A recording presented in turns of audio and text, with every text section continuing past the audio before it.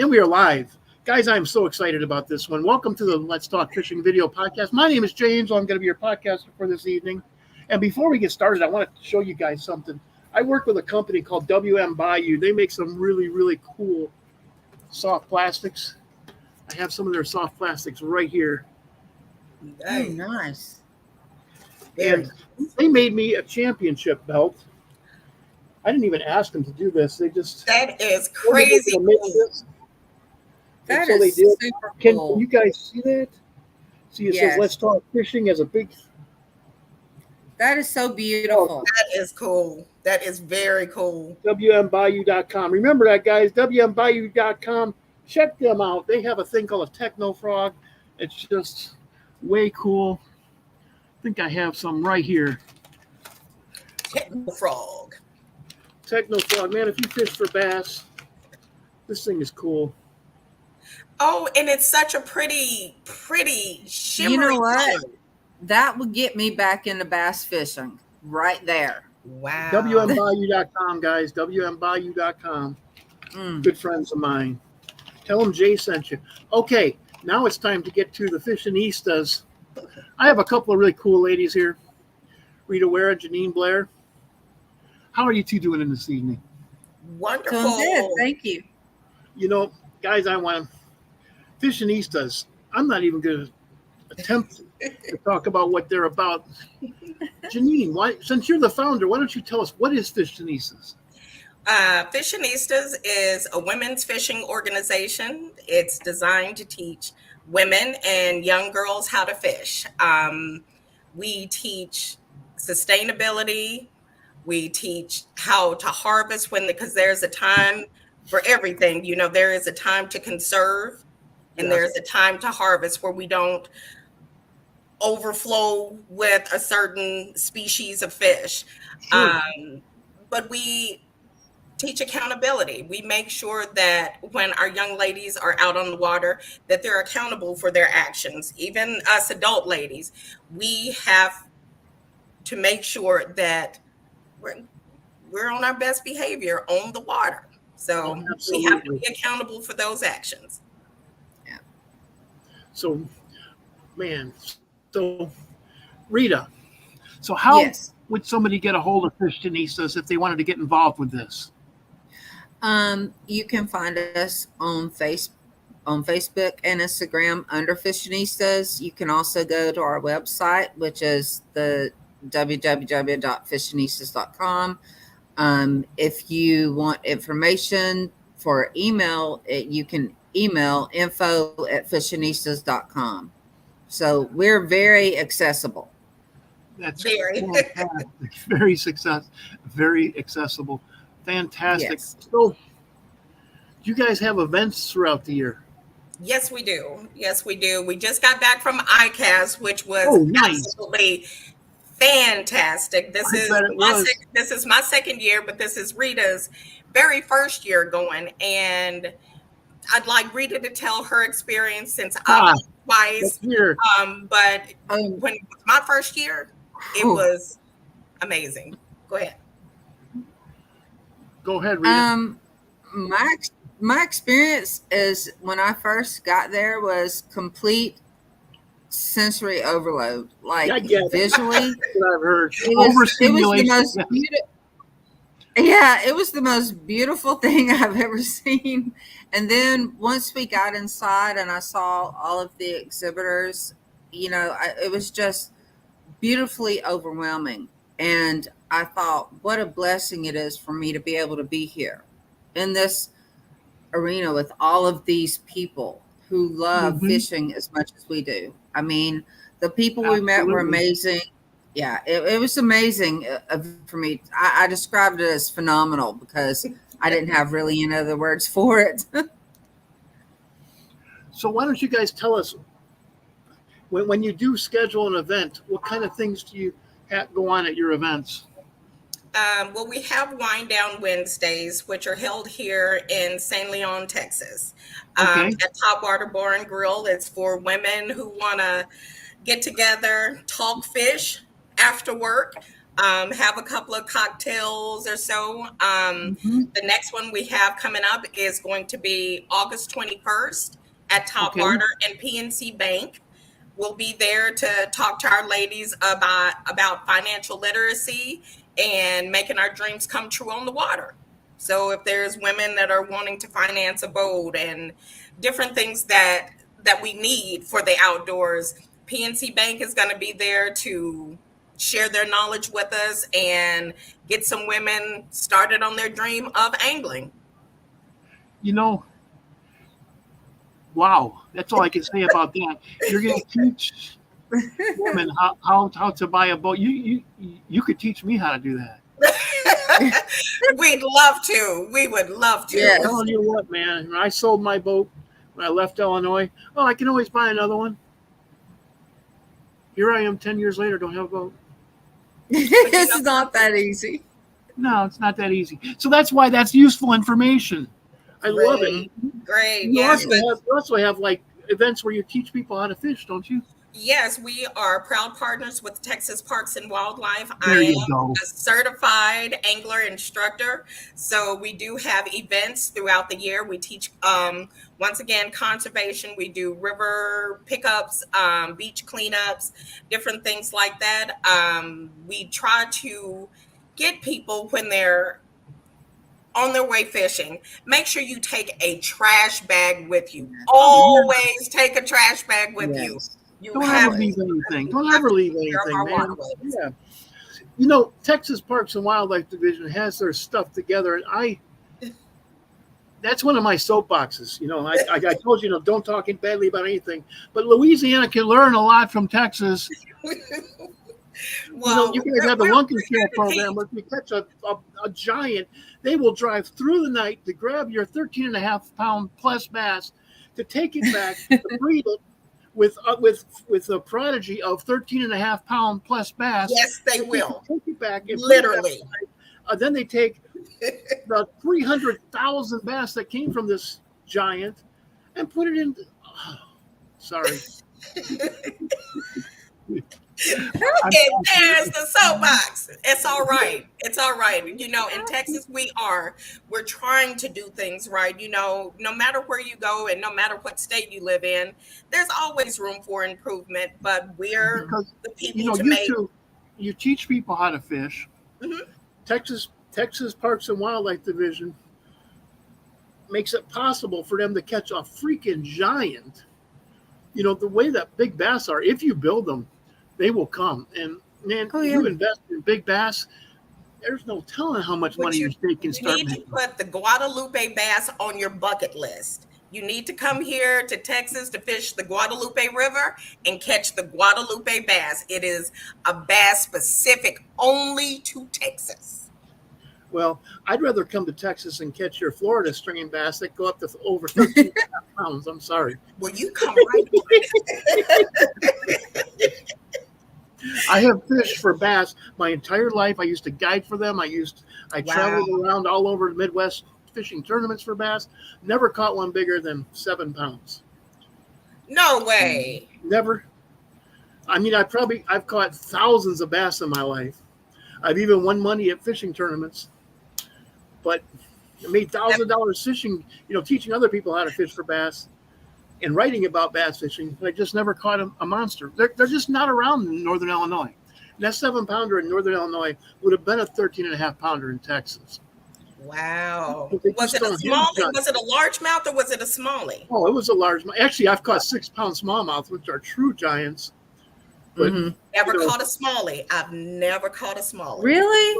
Oh my God, they're so much fun. They don't live in Texas. They don't live in Texas, just like giant largemouth don't live in Illinois. Midwest, more northern fish because it's. Hey, now we have a comment from the audience. Steve Kisser just said, "You get out of it what you put into it." That's right. Thank you for absolutely. Thank you for your comment. 100%. Absolutely. That is got a mouthful there when you guys were talking about river cleanups, and we were just talking about what Texas does for the fishery. And you guys, giving back to the fishing world. I want to talk more about these educational clinics that you guys put on. Yes. Now, when they get there in the morning, you sign them in, and you take them fishing. Do you do instruct them before you take them fishing?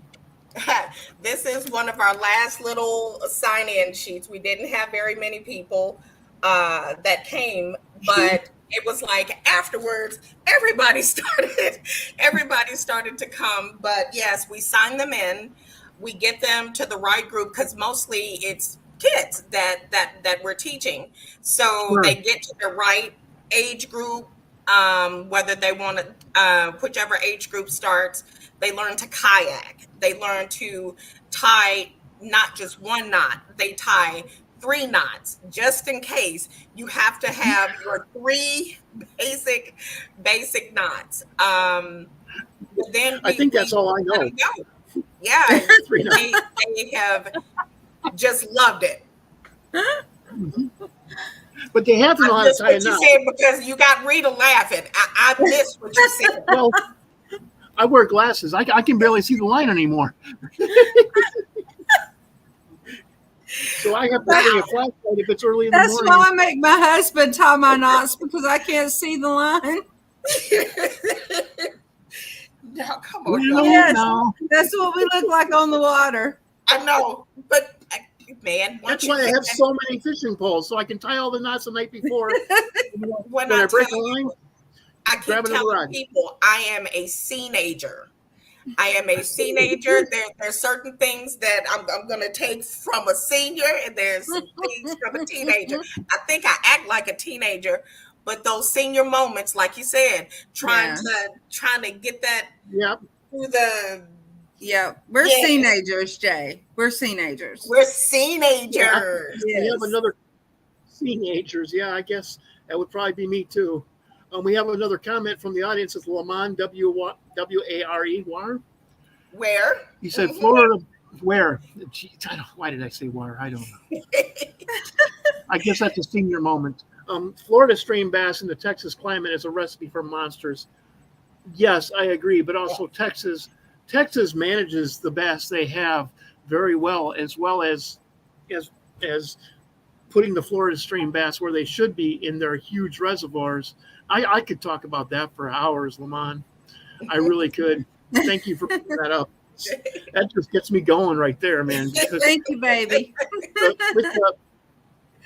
With the potential we have here in Louisiana for freaking giants, if we could just learn a lesson from Texas, wow. Then we could have 2 states. And there's my buddy Clinton. Just thank you for checking in, Clint. Wow, that got me going. Sorry. Well, Mr. Lamont Ware did a good job. Good question. Sure did. Yeah, thank you, baby. Thank that you, was Lamont. awesome. I appreciate that.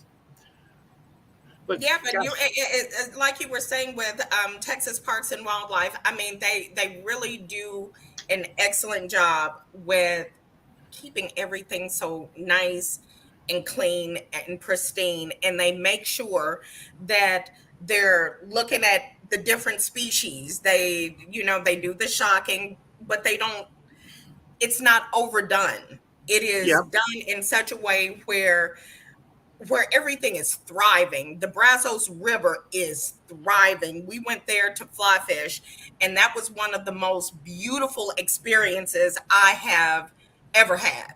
I said that was like a whole nother baptism. It was just like just getting wet, just getting my waders wet and feeling the different things, the current run across my boots. It was just being one with nature, and that's why it is so important for us to get so many more women out to fish. Our mental health is yes. The mental health aspect is very, very real, and we focus on that a lot in our group. Yes. And we deal with everybody deals with everything every day. There's always something to deal with. So we try to be that supportive, encouraging group that is like, we're here. if you want to talk, we're here. If you want to message me, we're here. Like, that's what we do. We support and empower and encourage and lift other people up. That's what we're here for. My buddy Clinton McClinton, who's in the audience, just said amen to that, young lady. So if somebody wanted to support you guys, donate things for your events, financially support you, that they could just email you at Fishanistas. Yes. Just email us at info@Fishanistas, or you can sign up for our newsletter on the website at www.fishanistas.com. You can always reach us. We're always accessible. Anyone that wants to donate, and we need donations, believe me. And it's the little things. It's not really anything big. We need line hooks. We need floaters. We need to be able to show kids not just one way to fish, but if this happens, this is what you can do. Right. I just want to make sure that kids are putting those phones down, putting those games down, and getting outside. We got to do it for their mental health. Wait, Jeanine, me and you are just going to get along. The burn phones. Do something real. Throw them in the water. Like, we are big advocates. Once you take a kid fishing, that is like Christmas. Yes. I mean, if you can think about when any whoever is listening, if you just go back and think about that very first time that you got out there on the water and you caught your first fish, how it made you feel. It always takes me back. Excitement and the joy. The excitement and the joy. I remember the first time my dad took me to northern Wisconsin with him. I felt like one of the men, and I was like 5 years old. And he was telling me I caught my first pike, and Dad made a big deal out of it. He got out the big net, and it was only just like a 20-inch pike, which is, we were looking for a 40-inch pike, but I caught a little bitty one, and I was so happy. I was holding that thing, and he was thrashing all over the place. I know exactly what you're saying, Jeanine. That was one of my most vivid memories, and Dad was so proud of me. Mm-hmm. I know he had to be. He taught me how to fish at 4, and I started teaching him things about fishing when I was 6. I just really been obsessed with this since.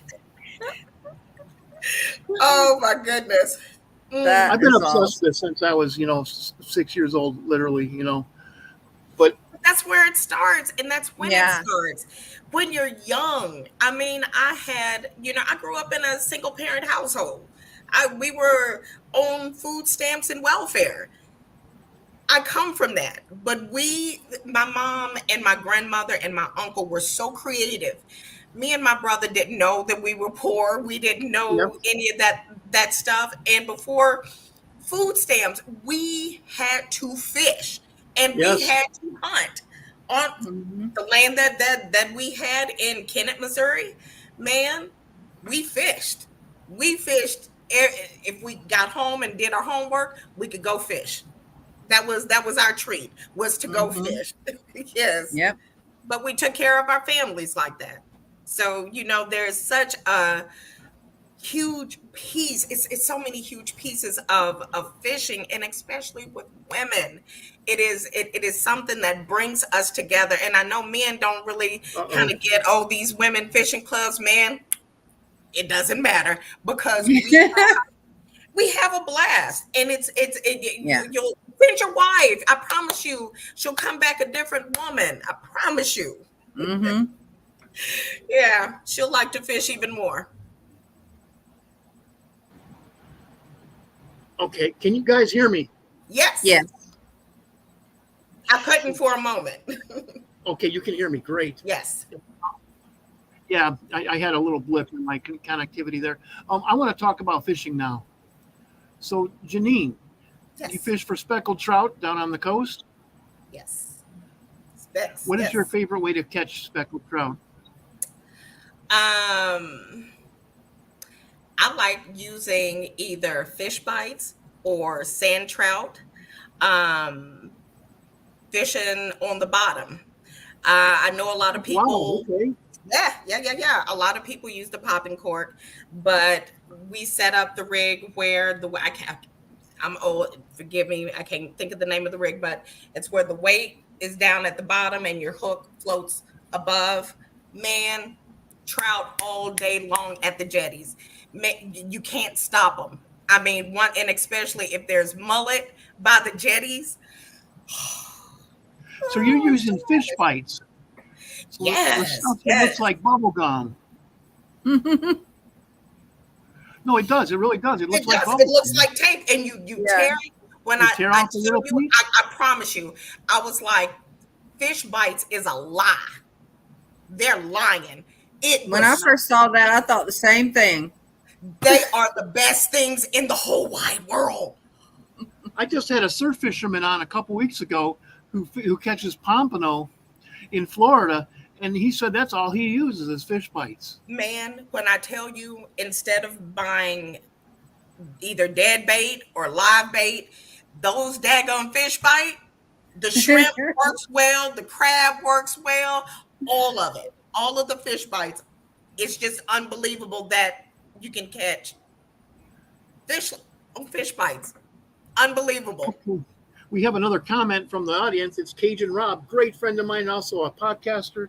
He does Co-Angler Corner. Check it out, guys. But Cajun Rob said, great guest, Jay. Cajun Rob. So, hey, Cajun Rob. Thank you. Cajun Rob is a bass fisherman, but fish bites. Yes, I have never used fish bites, but also I've never really had down here we have different waters. It's not clear water because we're real close to the Mississippi River. There are a lot of fish down here. There's a lot of competition between the fish. I like to use stuff like this, swim baits. Yes. Oh, like I was telling you beforehand, we have so many shrimp. Oh, I love that shrimp. This is from Mojo.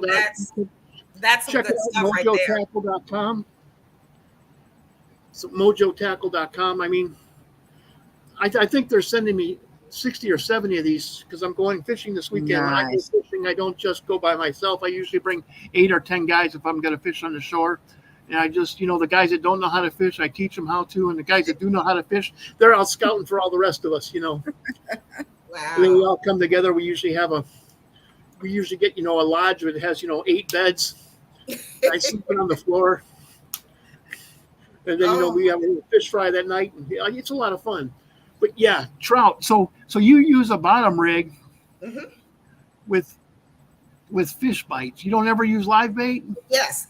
Sand trout. Well, it's cut bait. Yes. Cut bait. So yeah, sand trout, the white trout. Yeah.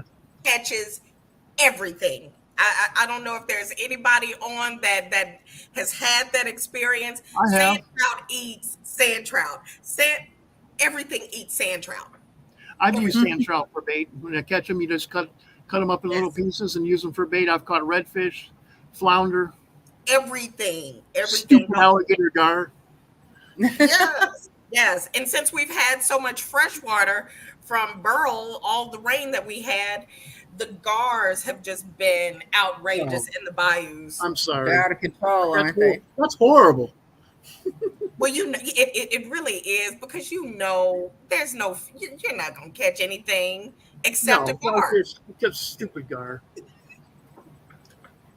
That's all you're gonna fish, and they start rolling. I mean, and they will bite anything. If I'm trying to fish for crappie, I catch gar. If I'm trying to fish for bass, I catch gar.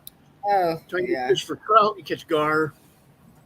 Yeah, they nicknamed me the gar queen for a long time because every time I would throw anything in the water, I would catch a gar. And I love them. I think they're adorable, but that's just me. Some people are aggravated by them. I just cut them loose. I get aggravated because I'm a target. I fish. A lot of guys tell me they like to fish conditions. I like to target specific species. That's where it's at. Me too. Now I'm fishing for trout. Right. I'm gonna fish with things. Everything I do is gonna be targeted towards trout. Then when I want to fish for redfish, I completely change gears, go and get another rod. Okay, now it's time And usually when I'm fishing for redfish, it's a beefier rod because those things get up to 30 pounds. Oh, boy. You get bigger than 30. I know. I just never caught one bigger than 30. Now I have caught big specks. My biggest speck is 25 inches. And that's 23 for me. 23 for me. See, that's a big trout. It is. I know in Texas, they like to say, look, a 32-inch trout. They probably caught 4 of them that big in Texas. Like this. Yes. Oh my goodness. Yeah. So Rita, you like to fish for the flathead catfish. I do. I love flatties. I love them. I'm obsessed. Rivers or lakes? I'm sorry. Rivers or lakes? Rivers. Okay. We fish the Tennessee River at Chickamauga Dam, and we also fish the Chattahoochee, which is, Are you from Tennessee then? No, I have family from Tennessee, but I'm from Somerville, actually, where we actually have a fish hatchery there. And the funny thing is, I didn't learn to appreciate that till I grew up. Wow. So, yeah, it's amazing. It's amazing. But yes, I target flatheads, and I use cut bait, bluegill. You don't use live bluegill? Occasionally we do. I prefer cut bait just because I like the bloody chum. I want to put like chum bags down to attract them to come out from under the tree. So yeah, I'm pretty gnarly with that. In Illinois, we would wait out underneath the dams of the Fox River at night, and we would have our bait buckets in back of us with live bluegills in them. Yes, go right up into the plunge pool.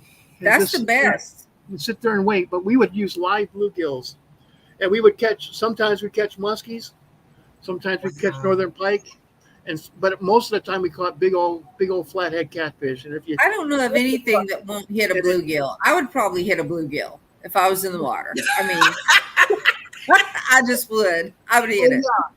When I was young, we used bluegills up north for big northern pike. Yeah. Well, they taste good, Oh, absolutely. So, but that was exciting because, in the middle of the night, you're sitting there and all of a sudden your line starts to... There's nothing better than night fishing. Set the hook and... Boom. And, if it starts... Oh, I got a flatty, and people start coming running over with their nets. Mm-hmm. Just pull and drag, and you're like, oh, yeah. Just the fight of it is fantastic. Yeah, the sounds. I mean, you can hear all the crickets and everything just going off in the background, and then you hear your line just take that drag. It's just amazing. Amazing feeling. Yeah. I do remember the sounds, Jeanine, the water coming over the dam and all the, you look down there and when I got here at 9:00, there was 6 guys. Now there's 20 guys all standing there trying to catch flatties. Hey, Denise. Hey, Denise. Hey. Hi, lady. Told you I talked to her today. Oh, Denise is wonderful. Awesome. Can't wait to see you again. Me too. Well, that's cool. One of your friends showed up, man. That's awesome. Yes, it is. Denise says she loves this. We love her. Denise. Denise, when we were at ICAST, Denise really is one of those people you have to love. She has this kind of quiet, sassy humor. She's everything girl, everything sassy, everything fishing, and I absolutely love her. She is wonderful. Denise belongs to the same organization I belong to, which is called IBAS 360. And that's how I met her. The guy who's their social media director asked me if I would have her on the podcast for them. Oh, okay. So she's been on my podcast. We just tried to have her on the podcast, but Hurricane Burl thought differently. Yeah. Burl was barreling down. Yeah. Hurricane Burl thought differently. So I'm probably going to be on next week on Wednesday. Oh, well, we will definitely be there with bells on. Yes, we will be there watching. Absolutely. Denise said that she's never been called quiet before, though. Honey, it's a quiet, sassy.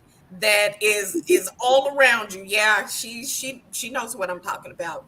It's funny how I met her, like got to know her as we went to the dinner. It was the Denise, don't laugh at me.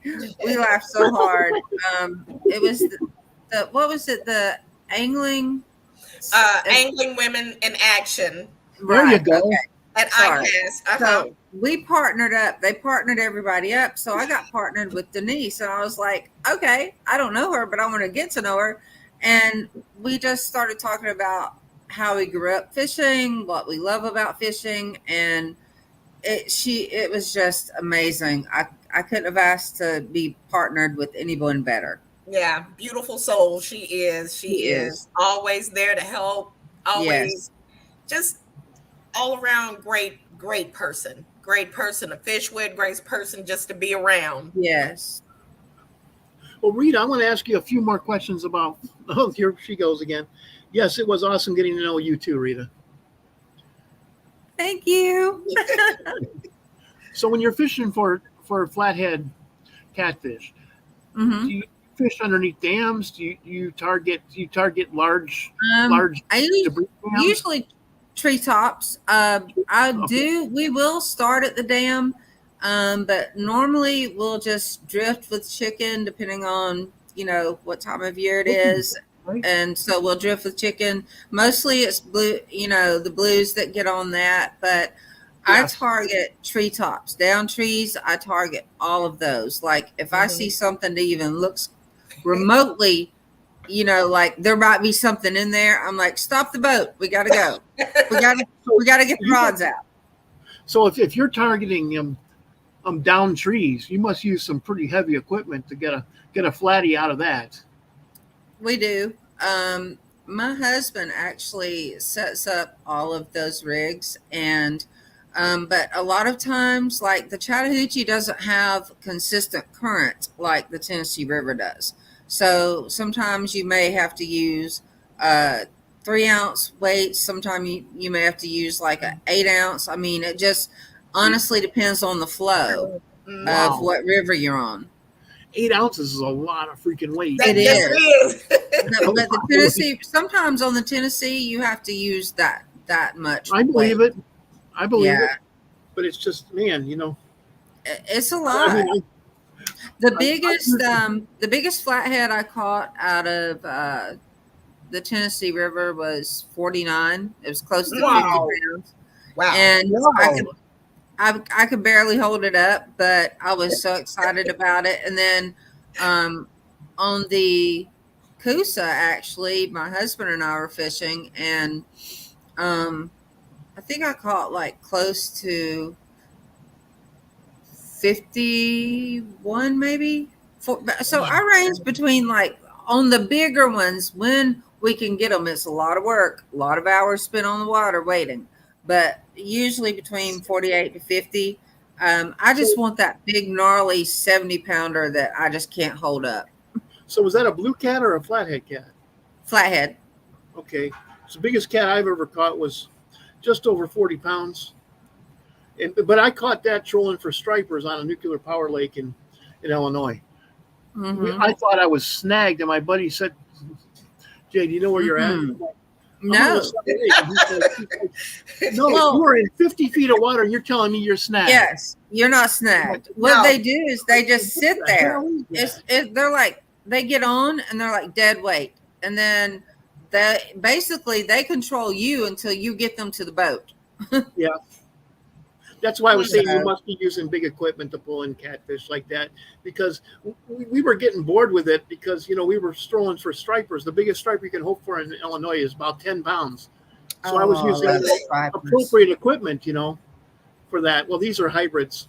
The 10-pound hybrid striper is about this long and about this wide, Yeah.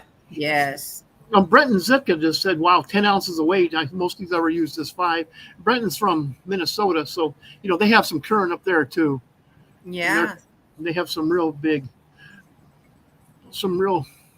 wild rivers in Minnesota. I love that place. It's just clear water, which is something we don't have down south. We just don't have any clear water. And that is one of the things you said, Minnesota, and that just reminded me of ice fishing. Yes. We are going to try to do that this year in November. We have a lady that has invited us out to ice fish, and I'm like, Lord Jesus, I'm old. And I'm terrified of ice fishing. I'm old. That's all I keep thinking about. And, getting out there on the ice and, all the what ifs. But it's something that I wanted to do. So don't do it. You know what? Go with someone who really knows what they're doing, because they will set you up with a shanty. And if they're really outfitted, that shanty will have a heater inside of it. Whenever I took my son, I always took him like that. So we would walk out to the shanty; it would already be there. And, the guy who was, it would open it up for us. So we would get in there, and he would already make sure that it was on fish. I'm ready. I'm ready. I mean, I've never done it. It's just things. Like I told you, being in this teenager. Yes. It's like I want to do some of the daring things like a teenager, but still understanding I got those senior qualities. Yes. I just don't trust the ice. I have issues with trust. I don't when trust you the get there ice. and you see guys driving their trucks out onto that ice, you'll Oh, no. you'll know that it's safe. No. Let them go out there and test it with their trucks. Then you walk behind them. Check it with your truck first. If the truck makes it, then But also, I will probably make You it. have to remember, like where Brenton's from, he said the ice fishing is lots of fun. It's definitely worth the trip to come out there and try it. But where Brenton's from, in Minnesota, man, it starts getting cold in freaking October. And if you go out there in January, that ice might be 2 feet thick. And that's what I need. I need something. And I could trust that. I would probably trust that. You're not going to have it like in Alaska where it's negative 50 and I had 5 feet ice that I had to drill through. I did that once. Negative 50. So you telling me you ice fished in Alaska? Yeah, I had to. I lived up there, man. I had to do it. I couldn't just. Wow. You had to try at least once. Nothing. You're a good one. Yeah, that's all I got to say. I had to try it. I've ice fished a lot of times in northern Illinois, Wisconsin, Minnesota, Michigan, Ohio. But, Alaska's just on a different scale with 5 feet ice. Yes. It's just a different scale. I've always wanted to go to Alaska. Even when I was younger, I wanted to go. Go in August, because that's when the salmon are running, and also it might get up to 70 degrees during the day. Main cod season is August too. Yep, wing cod. I've caught those almost as long as I am. Yes, and that meat is so good. It is so yummy. And Brenton also says that they get 2 feet or more of ice in the winter, and you only really need. I agree with him. You only really need 4 inches to walk on. But the thing about ice is, Brenton, you're gonna guide us. Okay, thank you for that, Brenton. That's a little reassurance right there. Thank you. I am a big guy. Oh my gosh! I'm really falling through the ice because I grew up on the ice. I grew up running around on the ice when my dad was ice fishing, and I was just being a kid. I fell into holes, ice holes that guys were fishing in. I fell into places they told me not to go, so of course I went running over there and fell in the ice.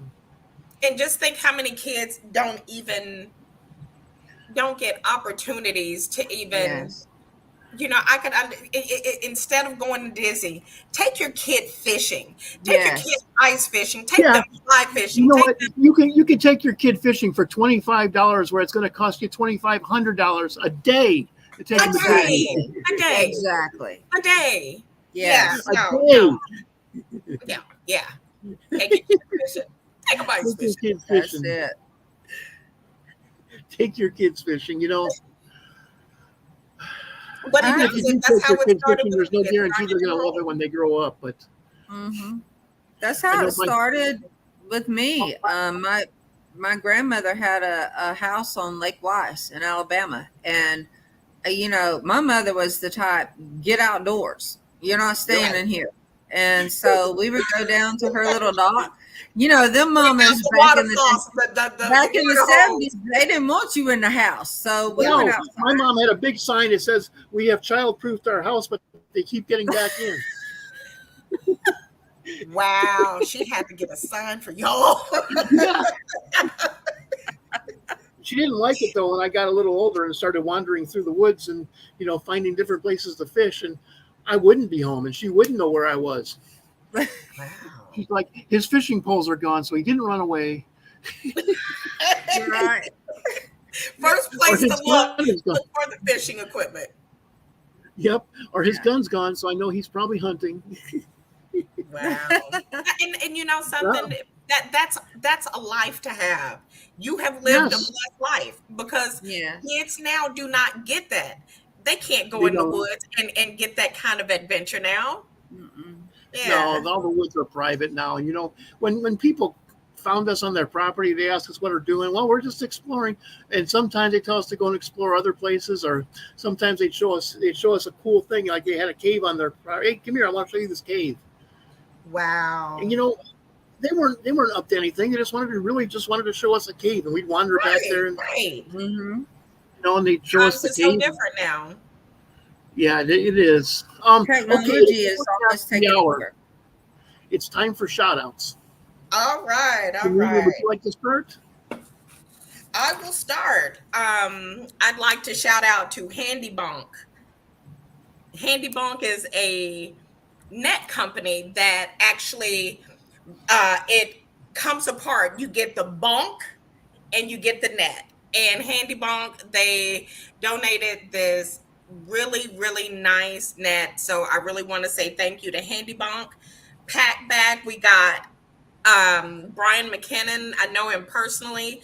He donated a cooler from Pack Bag, the one that has all the bells and whistles. PNC Bank, thank you PNC Bank for stepping up and coming on beside us. Freedom Boat Club. There you go. Yes, Freedom Boat Club. They made it possible for us to start getting out, teaching us water safety, boating safety, everything. So Freedom Boat Club, thank you so very much. Galen and Bruce Osborne, they have been in my corner since I started this thing. So I just want to say shout out to my friends, Galen and Bruce Osborne. Wanda Stewart, you are a freaking rock star. I love you, girl. Louisiana. Yes, she is. Just a beast. I can't wait to fish with you again. Montre Moore, Bria Walker Seymour, Lashida, all of these ladies, Lisa Welch, all of these women that I'm naming, these women have come alongside of me. We fish together, we pray together, we laugh together, we cry together, we do everything together. So it's just having that support system, which allows me to give the support back to the women in the group. So thank y'all. Yes. Those are my shout outs. And my mom. Okay, cool. Shout out to my mom. I wouldn't be in here doing this. Ella Louise Tipler, thank you so much for everything that's nice. In me. Thank you. It's really cool, Jeanine. Really cool. How about you, Rita? I actually do have some shout outs. I want to shout out to Montre Moore. I met her through Jeanine, and she was with us at ICAST, and she is fantastic. Like, she is just killing it on the water all the time. Bria Walker Seymour, amazing. That's all I can say about that. And on the personal shout outs, I would like to thank Okuma Reels. They have really helped us out and supported us. And I want to give a shout out to Fin Scales and Tails. That is another group, my husband's group, actually, Lamont's group, and Chat Cats Fishing, and CCA, the Coastal Conservation Association. Yes. We love them. They were so awesome at ICAST. I could have stayed at their booth all day because I truly believe in conservation.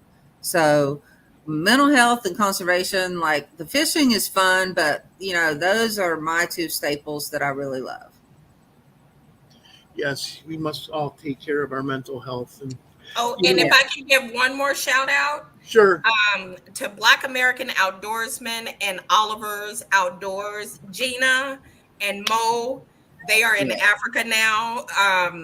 Just wish them well on their hunts, on their fishing. They're fishing there as well. Man. Yeah. The tiger fish. Yes. The thing that actually will hunt you if you don't get it. Yeah. Mo Oliver is trying to get his tiger fish. So the problem with tiger fish is they like to live around hippos, which are the most dangerous animals in the world. Yes, they are. Yes, they are. Yes, they are. But they're with a good group with the safari that they chose to go on. So I'm just hoping that he gets his fish. But they have been so awesome in coming beside us, just helping us with everything. So thank y'all. Wow. And if I could do one last shout out, I honestly would not be here if my mother and I fished together for years and years before she got sick. And we fished everywhere, mostly Rocky Mountain, down in Rome, Georgia, because I'm from Somerville. So it was really close. And, so we fished that a lot, but she was my fishing buddy for so many years. And she basically taught me to fish, and I have to thank her. Even though she's in heaven, I got to thank her. Oh, that's cool. Yeah. That's cool, Rita. Wow. Man, y'all got me speechless a few times. This is cool. We tend to do that. This is cool. Yeah. I remember I'm a freaking radio talk show host. Oh, and something, I would be in trouble, something, and I feel so bad. Hosea Owens. Yes. My fiance, I wouldn't be right here, right now if it wasn't for him. And I wouldn't be right here without my husband, Lamont. I would not be here without him. Now. So we had to give the sappy shout outs. I'm sorry. Yeah, but the emotional sappy shout outs. Yeah, they make it possible for us. To the hubs. Yes. Keep it real, Yeah. When people ask me what does it take to make it in the professional fishing world, and I said you need a great job that is not going to mind if you're gone all the time, but you need even a greater spouse. Yeah. Because if you're missing one of those two and you want to make it in the fishing world, you're going to lose both of them. Yeah. I tell you, I have the best fishing guide. My husband puts me on fish every time we go out. So I have the best fishing guide, and he's all mine. It's my personal fishing guide. So I'm good. Lamont just said, "Stop out fishing me." Well, now I do outfish him. I will say that, and if I can just say that I do actually catch the bigger fish most of the time. Just saying. Well, when my wife goes fishing with me, she usually catches bigger fish than me too. Yes, it's just a thing we do. When my son catches bigger fish, when my wife catches bigger fish, I don't care. Right. Yeah. We're out That's there just what we do. Have a good time. I fish at least twice a week, so when I take them, I want them to have fun, and that's what it's about. That is all what it's about, is having fun. Like, I saw the perfect TikTok video the other day, and it was like all of this chaos, in someone's mind, and it was a point of view TikTok. And then once they got out onto the water, it was all quiet. Everything was still. And that's what it does for me. It calms me. It stills me. When I'm out there, I don't think about the bills. I don't think about anything else in life except being on the water and fishing and relaxing. That's it. You're right. I am focused. Yes. Focused. And there's nothing else that exists in my world. That's why I told you there's no time for drinking when I'm fishing. Laser focus. He is laser focused. Well, afterwards, I might have a couple, but if I'm fishing the next day, I'm not going to ruin a great fishing trip with a hangover. That's right. No hangover. No, nothing wrong with a few drinks on the boat, but definitely nothing wrong with waking up without a hangover the next day either, and enjoying the fish that you caught. So, yep. Well, it's 50 after the hour, so I'm going to have to end the podcast. All right. You know what? Okay. Thank you two for a very, very enjoyable and informative hour. Y'all did a great job.